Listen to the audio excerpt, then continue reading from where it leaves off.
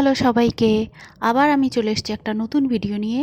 তো আজকে আমার সাজগোজ দেখে বুঝতেই পারছো, এখন যেহেতু প্রচণ্ড ঠান্ডা পড়েই গেছে আর বিয়েরও সংখ্যা বেড়েই চলেছে। তো এখনও অবধি আমার মোটামুটি 2টো বিয়ে খাওয়া হয়ে গেছে, মানে এটাই 2 নম্বর। প্রথমে একটা খেয়েছি, তারপরে এটা।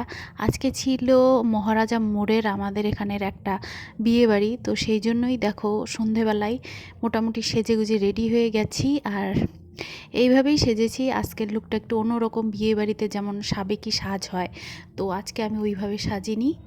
তো দেখতে দেখতে রেডি হয়ে দেখো চলে এসেছি আমরা বিয়ে বাড়িতে। তো এই যে আমার এক দেওর এখানকার স্টাফ, তো ওরও একটু ভিডিও তুলে নিলাম। আর এই দেখো গেটটা কত সুন্দর, অসাধারণ করেছে গেটের ডেকোরেশনটা, মানে এত এত সুন্দর কি আর বলবো।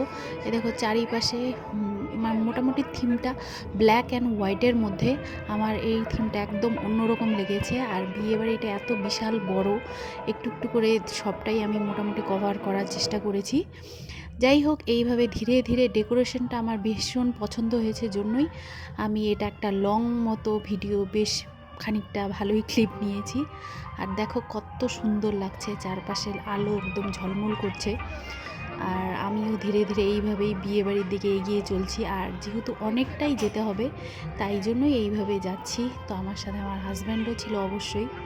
আর আমরা দুজনেই সেজেগুজে বেরিয়ে পড়েছি বিয়ে খেতে। তো দেখতে দেখতে দেখো চলে এসেছি আমরা প্রথমেই খাবার এখানে, কারণ এত বেশি ভিড় ছিল এখানে যে আমার হাজব্যান্ড অন্য কোথাও না গিয়ে সবার প্রথমে এখানেই চলে এসেছে। আর ভাগ্যক্রমে আমরা 2টো সিটও খালি পেয়ে গেছি। আর এত বেশি পরিমাণ লোক ছিল যে সিট পাওয়ার সম্ভাবনা ছিল না। তো এই দেখো খেতে বসে শুরুতেই আমাদের দিয়ে দিল একটা নান, হাফ নান এবং ছোলে ভটুরে আর কি, ছোলে। তারপর স্যালাড দিল, আর এরপরে দিল বেগুনি। হ্যাঁ, বেগুনিটা বেশ দারুণ ছিল, গরম গরম ছিল। এরপরে সাদা ভাত, তার সাথে ডাল এবং এটা একটা সবজি দিল। সবজিটাও বেশ দারুণ হয়েছিল, সাথে পনির ছিল। মোটামুটি নবরত্ন সবজি টাইপের একটা।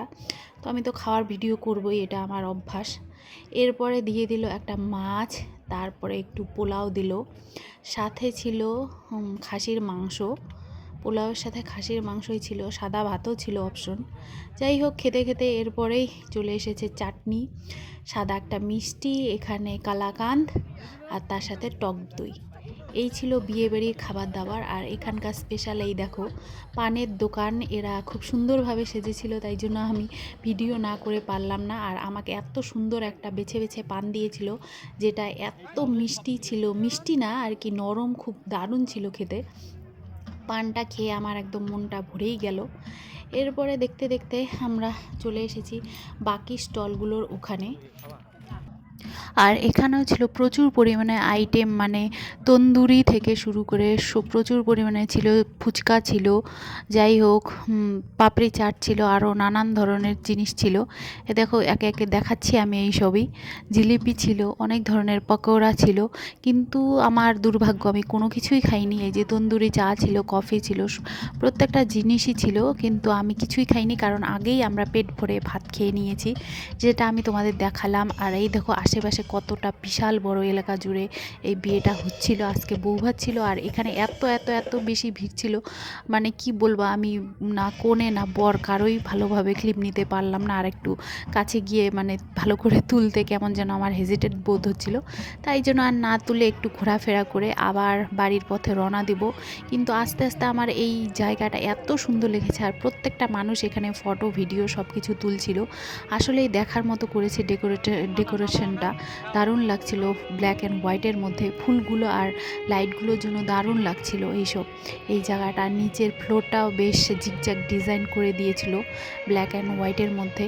এটা অ্যাকচুয়ালি একটা গুদাম যাকে বলে আর কি, ফ্যাক্টরি টাইপের, ওর ভিতরেই অনুষ্ঠানটা হচ্ছিল। যার মালিক তারই ছোট ভাইয়ের ছিল অনুষ্ঠানটা, বিয়ের বাড়ির অনুষ্ঠান। তো এইভাবেই খেয়ে দিয়ে চলে এসে ঘুরে ফিরে আমি বাড়িতে চলে এসেছি। তো আজকের মতো ব্লগটা এখানেই শেষ করলাম। তোমরা সবাই ভালো থেকো, টাটা।